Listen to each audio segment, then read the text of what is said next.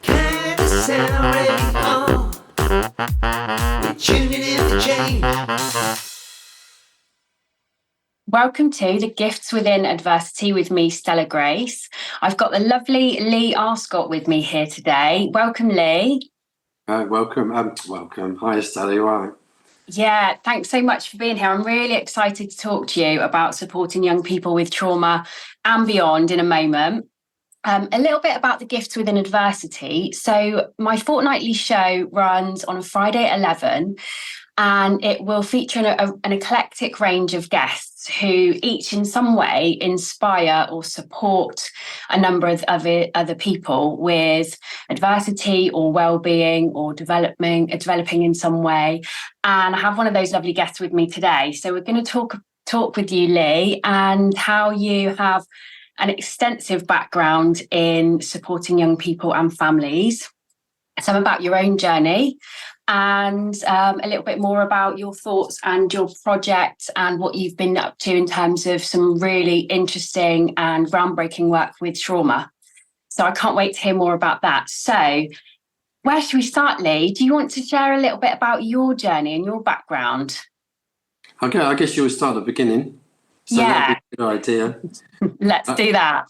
I think whenever I'm delivering training or I'm doing anything else like that, what I'd explain firstly is, I guess the first part of that is proving that you've got some sort of experience, isn't it?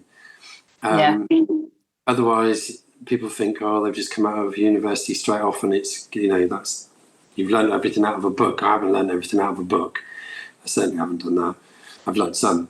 But the basis of it really has come from personal kind of experiences.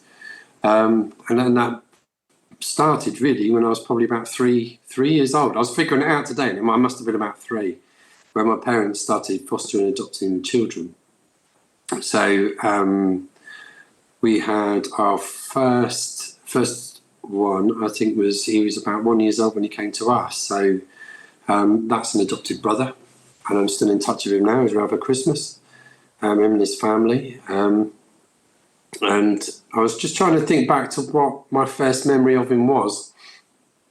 And knowing how reliable the brain is at 3 years old, I'm not sure it's right. But I think we went to like a nun's orphanage and got him from there. And I can kind of remember people being in like nuns' outfits and him being taken out of there in a big bouncy kind of pram. Like the sort of things you see on old films and stuff.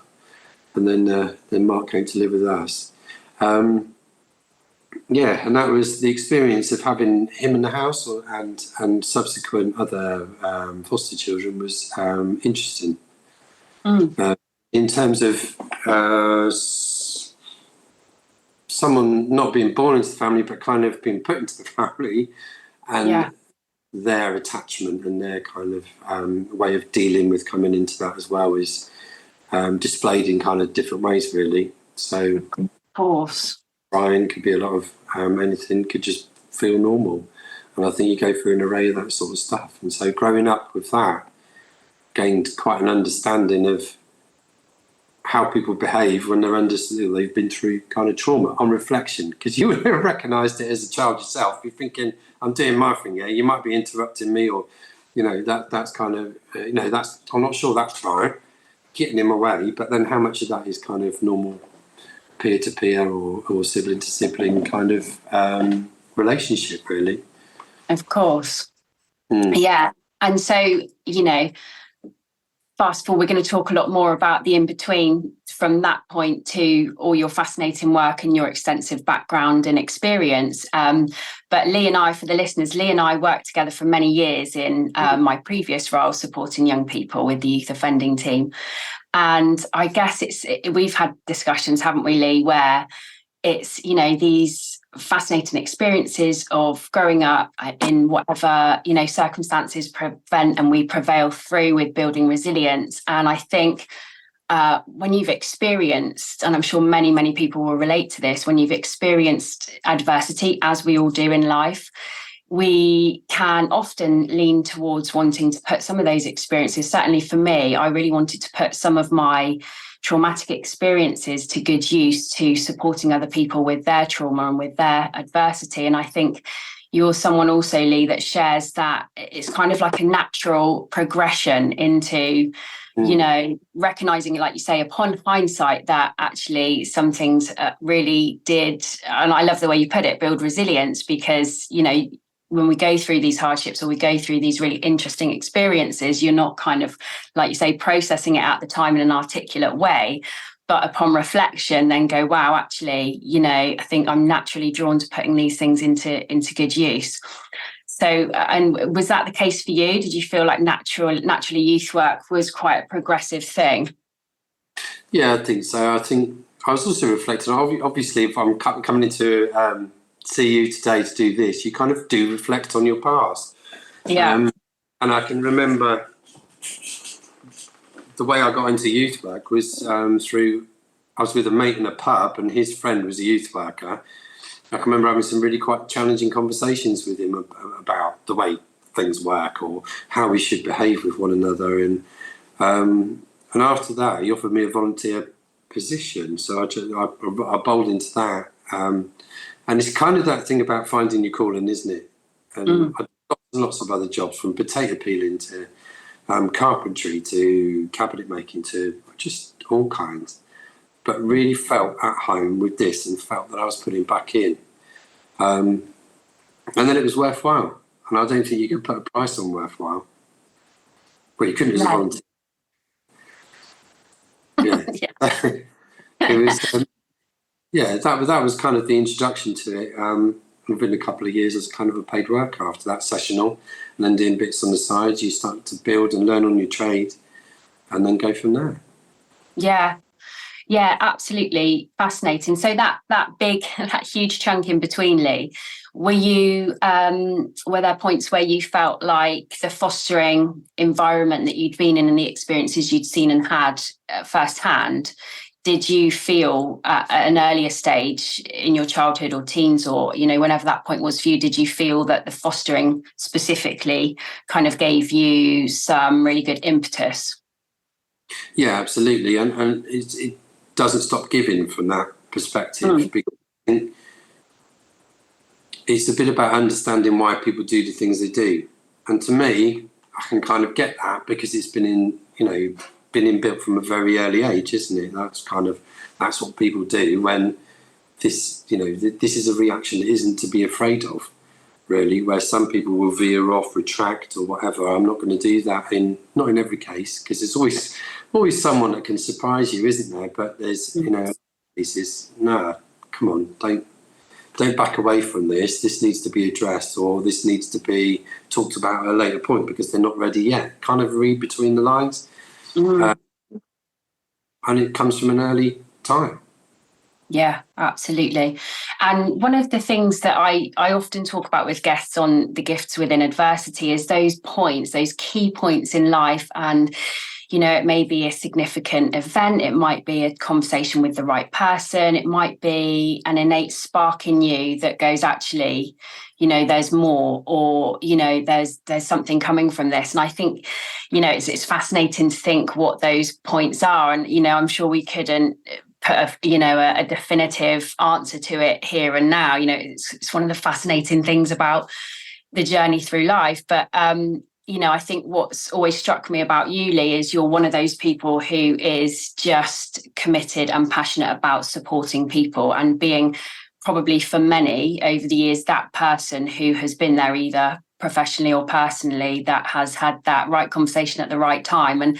And to me, that's also a really imperative part of youth work. You know, you're informing somebody's really significant and influential years, aren't you, through trust. And, you know, we're going to get into, you know, I'm sure a big discussion and interesting discussion about youth work, because there's so many interesting facets to it and things that we share, you know, mutual values upon.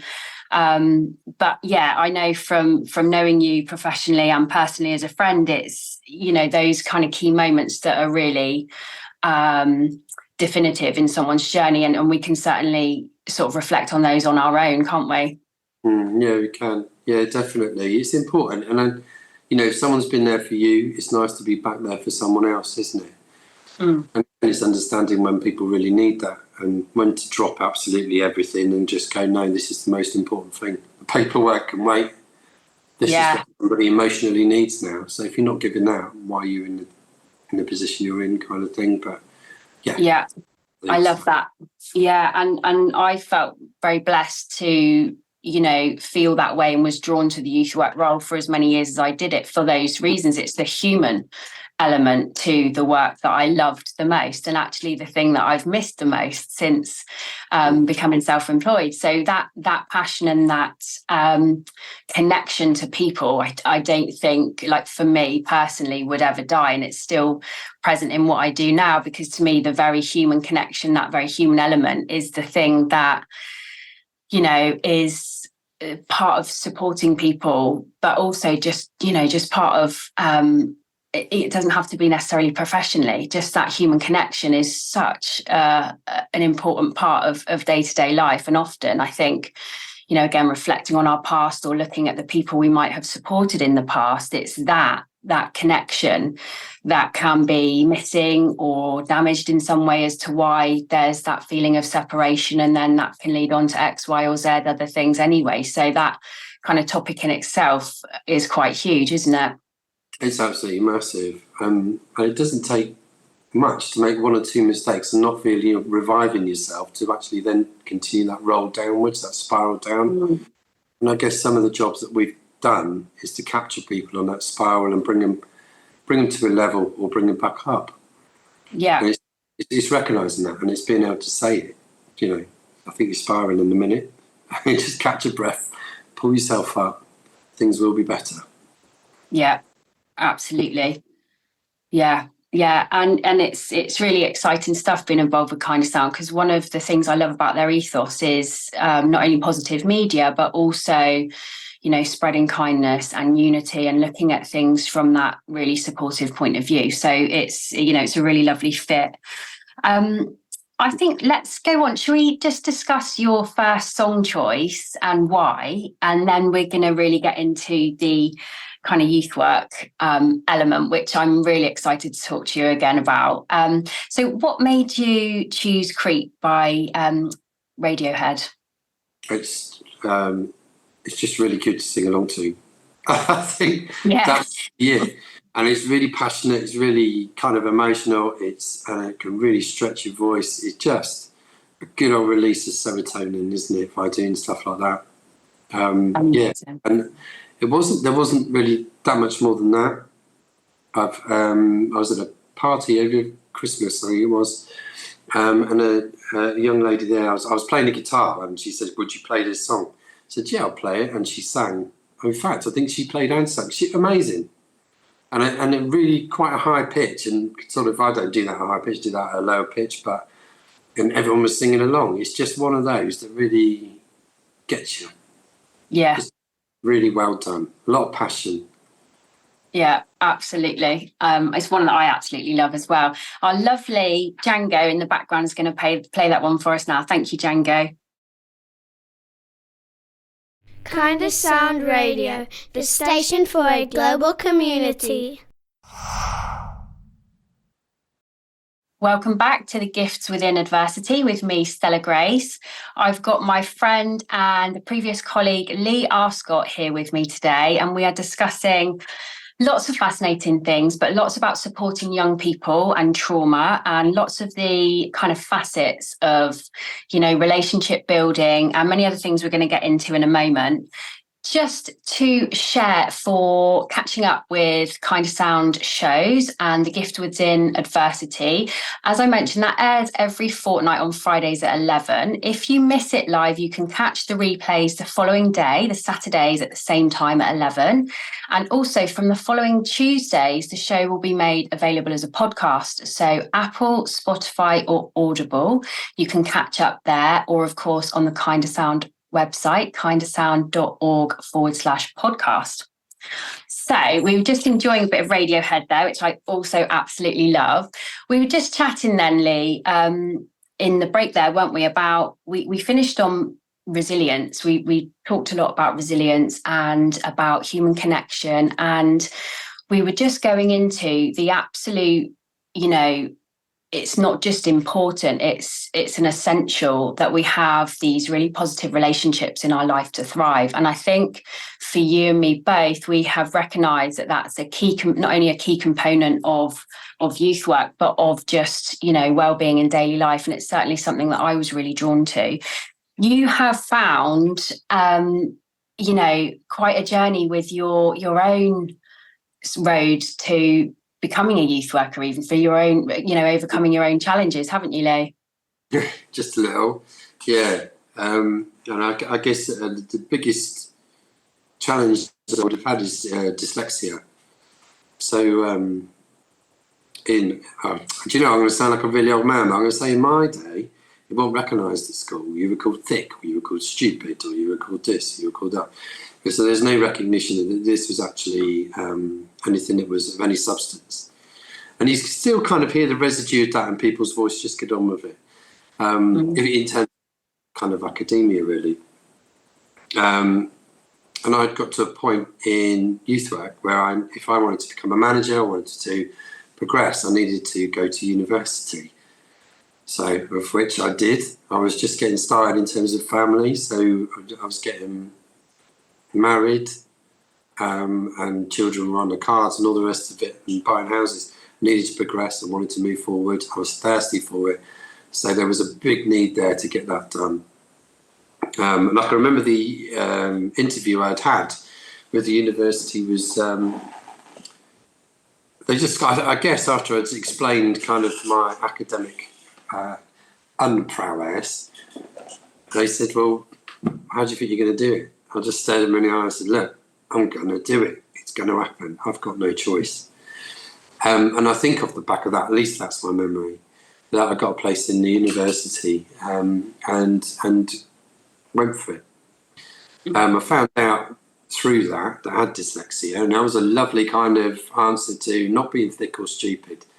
That was really nice to hear. It was a bit of a relief. And also found out at the reading age of a 13-year-old, and I was 28.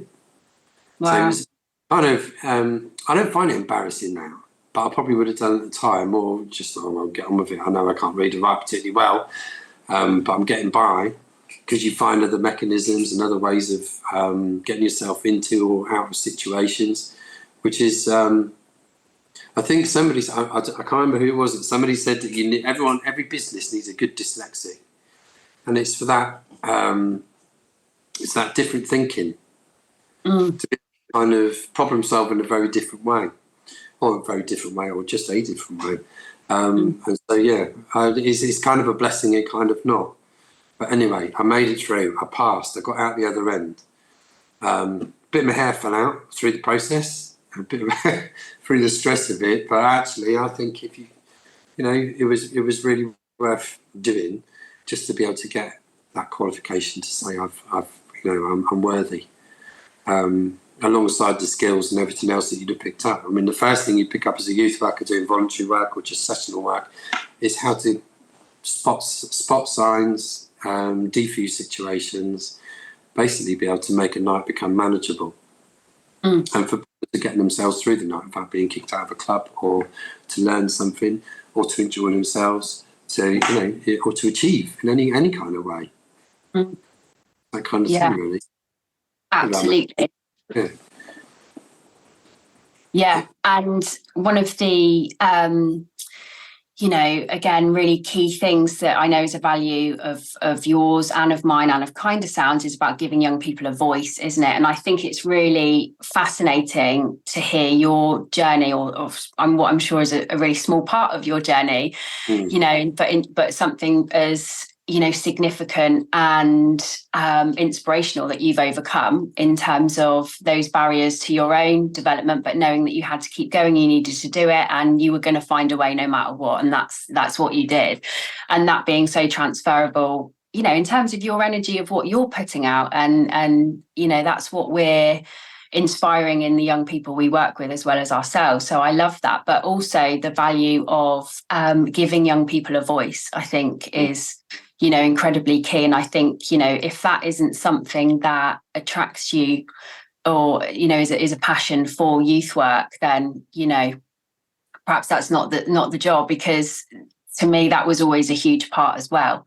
And always quite a privilege to, you know, not only give young people a voice wherever possible, but also to build trust, build rapport, build that connection, which nothing can come from, you know, in terms of meaningful work or change without that connection, as we touched on earlier. So, yeah, and I think, you know, it was really interesting to me to hear about your journey with dyslexia and how you found and enabled your voice in that process, because often, you know, young people that we're working with and adults alike in, you know, in various ways, there's that need to, you know, step forward with that resilience in tow, despite the adversity of whatever it is your own personal, you know, challenge is. So, yeah. You pull the young people through, you pull the team through, whoever it is, you know. I think some of the best examples of the youth that we've done is where we've worked with young people who've then become staff members over years. They get what we're trying to achieve, they understand it, and they're given the opportunity to take on responsibility and feel like they're putting into the community. Yeah, because it's important, isn't it? I think every time I've done any sort of parenting work or training or anything that's gone on like that, it reminds me of dogs in terms of we're all pack animals and we need to be in a pack. We need to be together. And as soon as we get that isolation is really tragic in terms of what it can do to us. So we need to fit. And when we've got young people that say the parents, they've had a particularly hard time growing up, and they've been in survival mode as opposed to in thrive mode, where we can just kind of get on with life. We concentrate on our academia or our friendships or whatever it is. But if you're having to survive at home and not knowing where the next meal's coming from, you're not going to develop those other social skills. Absolutely. And that's what it is developing those social skills in order to survive as a pack animal. And I think we could probably all relate to somebody that we know that really didn't have those skills and was either bullied for it or left out or just on the side, on the edges, not fulfilling their own kind of destiny, really.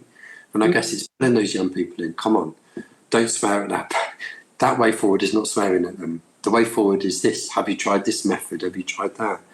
Going to give you an opportunity now you've managed that to, I don't know, run the sweet shop,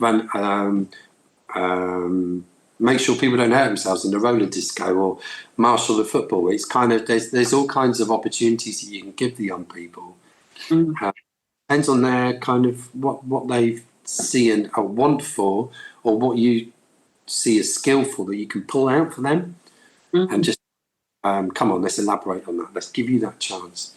Let's see how you go. But a lot of those young people have come through as young people into senior roles, and then into staff roles, and then that's how a lot of us have kind of pushed our way through anyway to get jobs. And yeah, I absolutely love that. And I love that how you and I both share that passion for working with marginalised groups. So again, for the listeners, Leigh and I worked together in the youth offending service in Torbay, and I was the drugs worker at the time for 10 years. And Leigh, you were the parenting worker, weren't you, or one of the parenting workers? And so, you know, specialist roles that were really for those marginalised groups and to support those sort of key issues. But it was never just, you know, one issue. It was never just a drugs issue. It was never just a parenting issue. And so hence we were a team of professionals who linked up. And I just absolutely love the fact that it was recognised that there was that team needed, that there was, you know, it was all the parts that made up the whole support, actually. And I really love that. And I think that, again, to me, is recognisable in other areas. You know, we're talking about, it's not just the marginalised groups, it's also what happens when, you know, they're at their football club. Are they accessing a football club? Are they accessing any other, you know, additional activities? What's going on? You know, have they got their, I don't know, free school dinner set up? Have they got, you know, right bits of kit? Whatever it is, the real day-to-day stuff, as well as the kind of more specialist interventions. It's such a joined up sort of, to me, it's actually another way I would use the word holistic, not in terms of a spiritual view, but I mean, that's one thing, but holistic being all the parts joined up. So are there physical, mental, emotional, and spiritual needs being met? And that's something that is sort of really important to me to work when working with anybody. It's not just looking at one aspect. It's like you say, if someone's in survival mode, like you say, then it's not going to be, a picture of thriving. And so I love that, about the youth work and about the supportive approach. Because another part of what we did was outdoor activity based, of course, as well, which I absolutely love. And we might have on occasion popped off at lunchtime for a climb, mightn't we, Leigh? But we did. Yeah, Yeah, because we recognised you needed to do that for, our well-being as well as keeping yourself sane, isn't it? Keeping yourself in a place where you can kind of kind of pressurize yourself, really. And I think a good climb puts things in perspective, especially at lunchtime. Yeah, absolutely. Yeah, on the moors, on Haytor and all places like that. It was great. And to see, to be, again, role modelling and just living the things we were sharing and encouraging in young people, and still now, I'm a massive advocate for self-care, because I know from my own periods of where I've completely neglected myself, the impact of that is phenomenal on myself. It's a knock-on effect to the family and my work. So, I think it's so interesting to, support young people and think about the things that are needed on all the levels, again, like I was saying. And we both recognise that activities are a huge part of support for young people in terms of, positive risk-taking. And that's something, I mean, there's many facets again, but that's one thing in itself that you have done a phenomenal amount of work on, Leigh, isn't it? Yeah. I mean, we've certainly with the climbing, I think, not necessarily with the young people, because I'm not a qualified climber, so I've never kind of done that. But personally with that.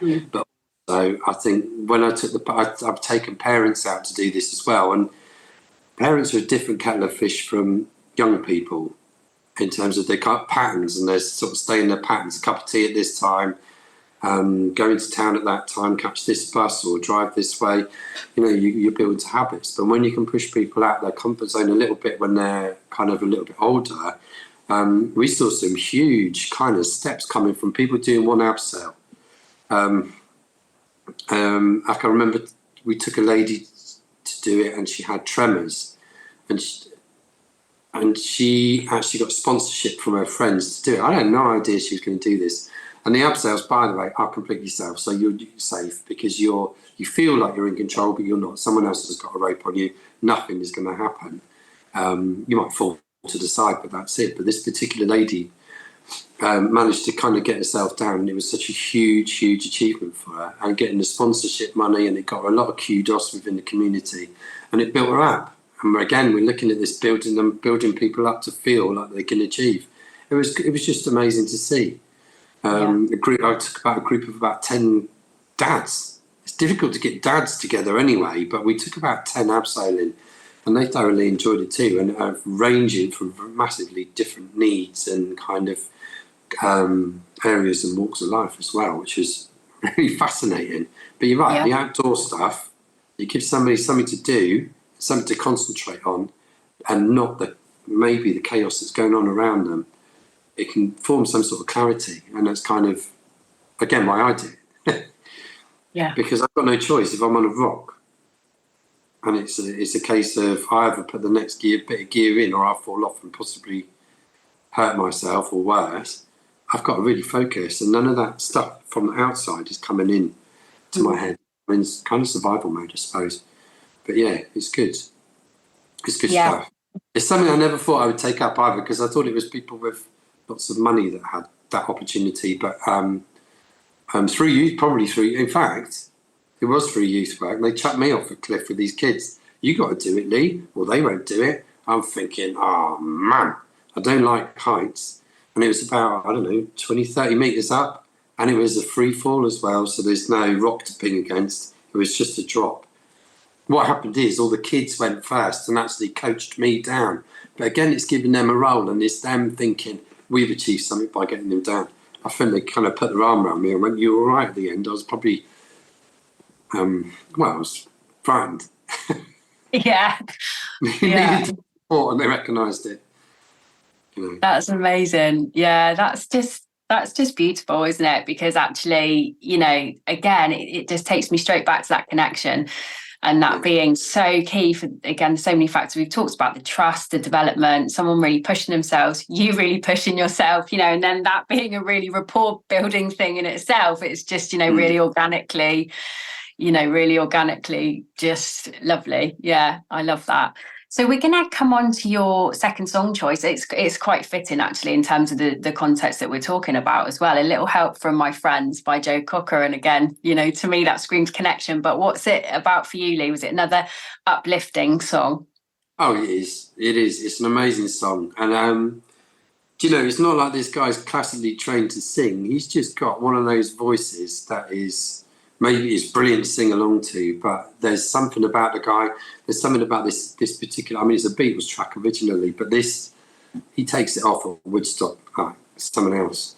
But there's also that part about when we were talking about the dyslexia, when we were talking about any of that stuff that goes on, you need your friends around you, because if you don't have that and that kind of company, it's really quite difficult. But I value my friendship, friendships immensely, and my relationships with the people I have around me. I couldn't work without. I couldn't be myself without them. My friendships at work, my friendships at home, my relationship with my wife. You know, my kids, my grandkids. You know, it's all that kind of stuff. It's dead important, and it's all you're supporting each other, and you can't knock it. You can't take it away. It's imperative, really, and that's what I thought.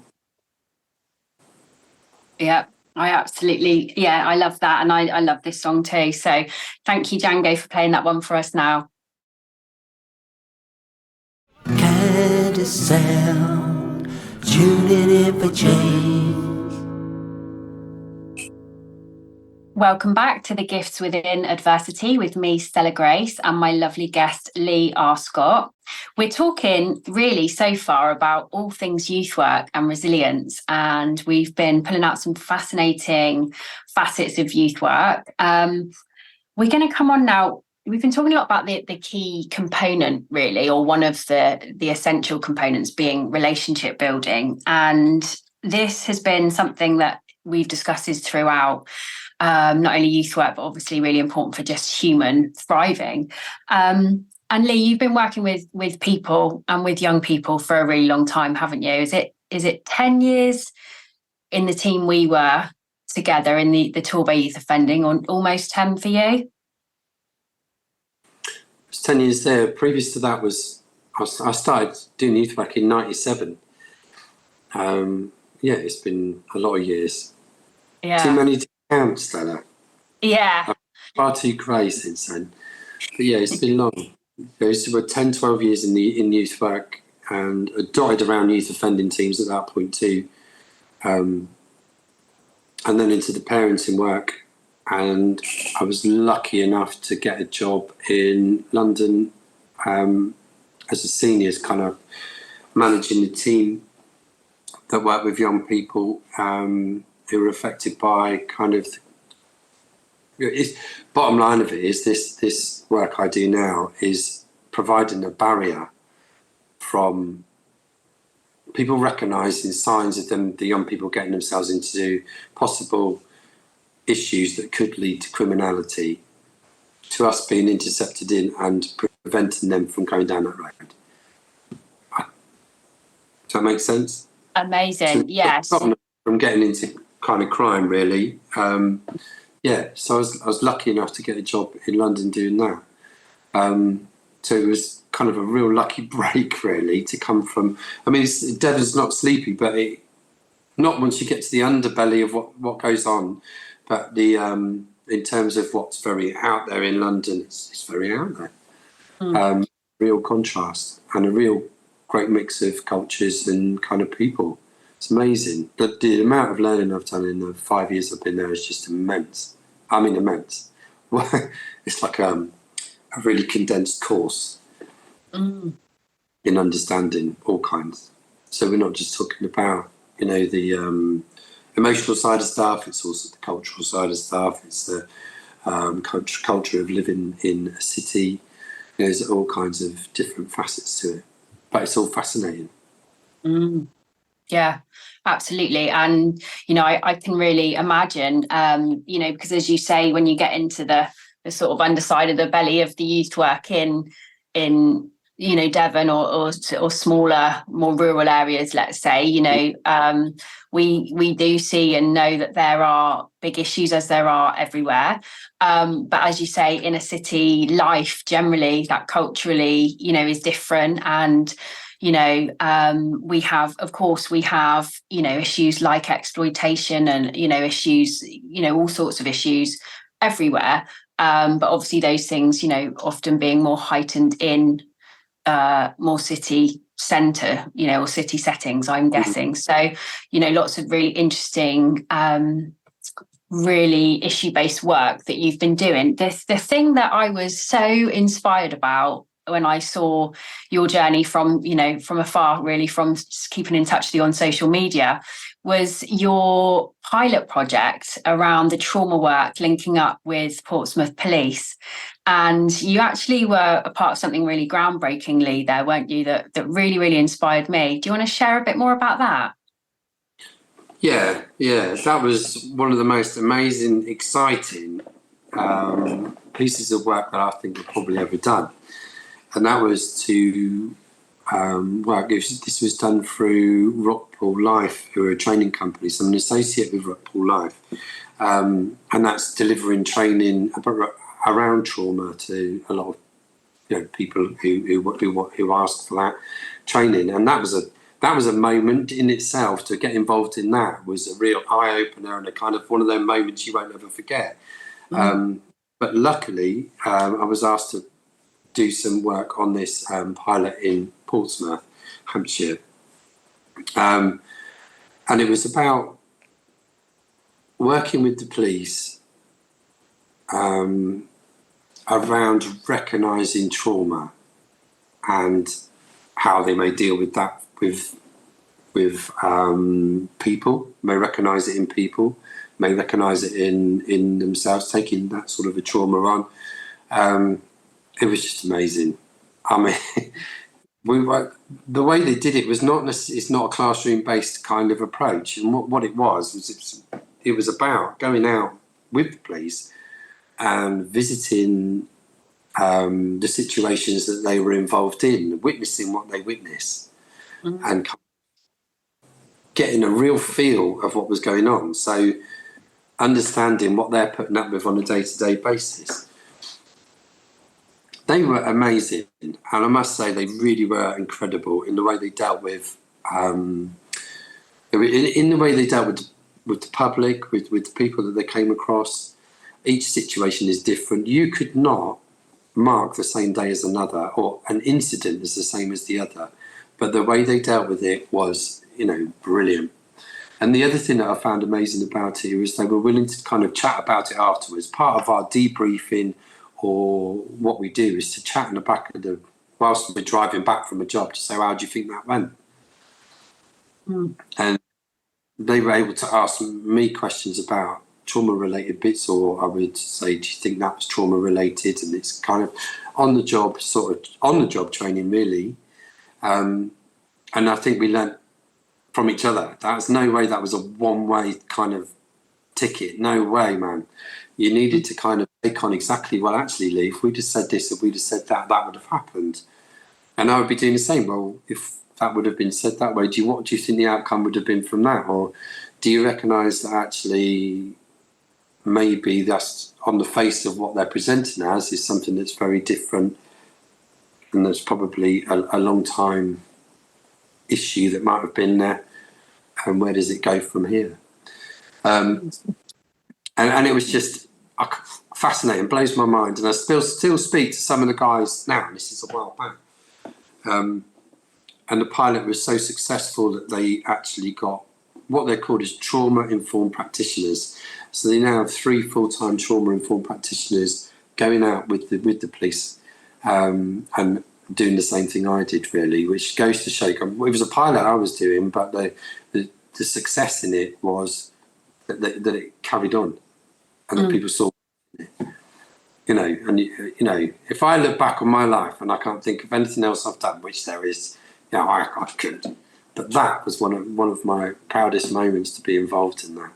And for it to be put on the BBC and the BBC News kind of following us around with the crime commissioner, it was really good. And with the new tips that are going in, they're called tips, the trauma-informed practitioners, it's also being, let me just get this name, it's being kind of, I can't remember the name, it's getting looked at and kind of by Liverpool's John Moore University, so they're kind of studying what's going on with that. There's a name for it which is escaping me at the moment. Not that I'm in fight or flight. No. You're doing great. And it's absolutely phenomenal. And I thought it was incredibly inspirational, because I don't mind sharing personally, Leigh, you know this already, but one of the frustrations, if you like, of why I came out of the mainstream kind of services was wanting to work with people in a more holistic way. So although we had a great team, we supported young people in a number of different ways with different issues, and such beautiful, well-intentioned individuals, I became quite frustrated with some of the systems at play, some of the more kind of one size fits all, and not through any intentions, but just the way that some of the systems work and funding and all those kind of things that we won't don't need to get into. But I was so inspired by that pilot that you led and how it's gone on to those incredible successes because of that real the fact that the police took a coming alongside approach into the individuals and the cases and the thing, and I just think that gives me so much hope. And in terms of looking at how systems are developing, and and it might not be all overnight, but that is phenomenally groundbreaking. And I'm not surprised it's one of your proudest achievements, because that is huge for the people that are needing those services in the heat of the moment on a variety of things, and how that can then now lead on and being looked at by the university. Yeah, absolutely. I mean, it's it's not my idea, and I mean it was somebody thought this up and then kind of came through with it, and she's really inspirational. And every you meet, if I can remember, mention her name really, but I mean, with such a drive to get this put in, it was just to watch her. It was just like it's just incredible, really. And it's that drive of a good idea that is needed, and that we've followed up with the expertise of Rockpool Life. We just made that whole kind of thing come together, really, and it worked really well. And plus I worked with a colleague on this as well, so because we needed to support each other through what we were kind of hearing and seeing. So when I was out with one patrol, she was out on another, and then we'd come together and kind of communicate about that. And without her, her expertise too, and us supporting each other, it would have been much more of a difficult job. But people. Amazing. Yeah, absolutely amazing. And just so, just so inspiring that so many people have been behind it. Yeah.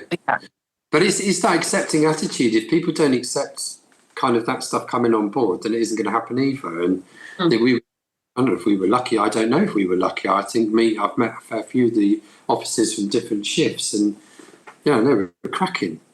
Really were. Yeah. Yeah, absolutely. And I think that's the thing, isn't it?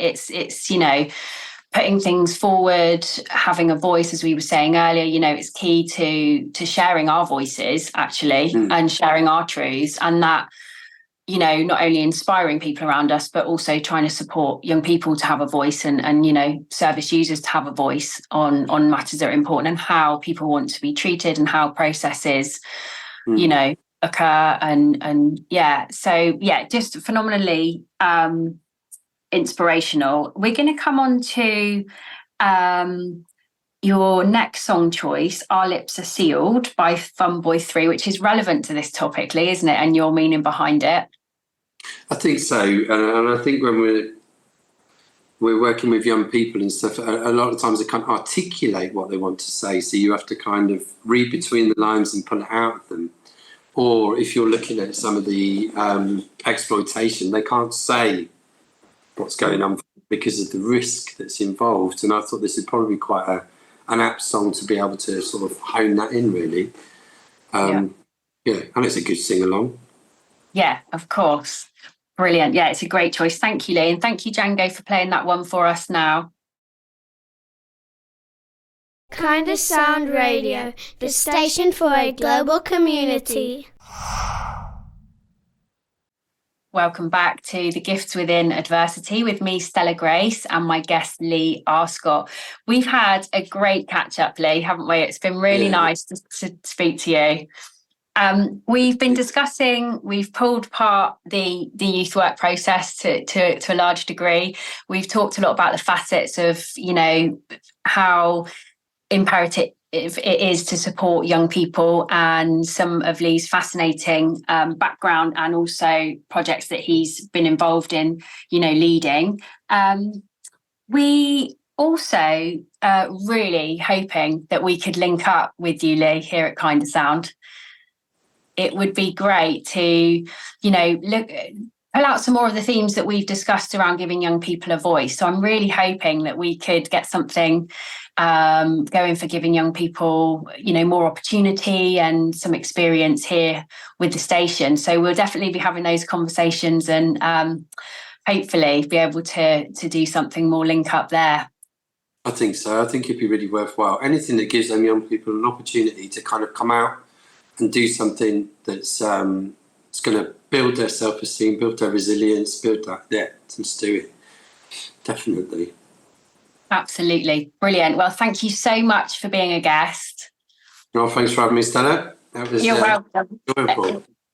It's been great. And for those of you listening or wanting to catch up, we have replays the following day. We have podcasts available from the Tuesday, Apple, Spotify, and of course the KindaSound website.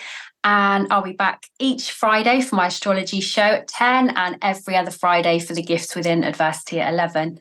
Have the best day and lovely to catch up with you, Leigh. Cheers. Cheers. Bye-bye. Bye.